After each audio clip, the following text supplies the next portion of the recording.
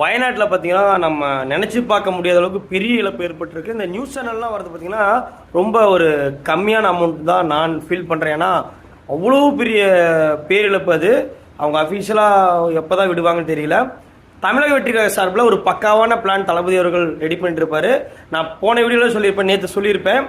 ப்ராப்பரான வழியில் அங்கே இருக்க தமிழக வெற்றிக்காக தோழர்களை வச்சு சரியான விதத்தில் மக்களுக்கு நேரடியாக மக்களுக்கு போய் பாதிக்கப்பட்ட மக்களுக்கு நேரடியாக உதவி போகிற அளவுக்கு தான் பிளானை ரெடி பண்ணிட்டு இருக்காரு.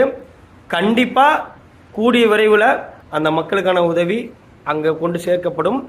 ஏன் இப்போ உடனே இமீடியட் எஃபெக்டாக பண்ணல அப்படின்னா, ஒரு பேரிடர் நடந்திருக்குங்க. அங்கே இராணுவம், மீட்பு படைகள், அரசாங்கம்லாம் பண்ணிகிட்டு இருக்காங்க. அந்த இடத்துல நம்ம போய் ஒரு டிஸ்டர்ப் பண்ணுற மாதிரி இருந்துடக்கூடாது. ஏன்னா அங்கே ப்ராப்பராக யாரையுமே வெளியாளர்கள் அலோவ் பண்ணல.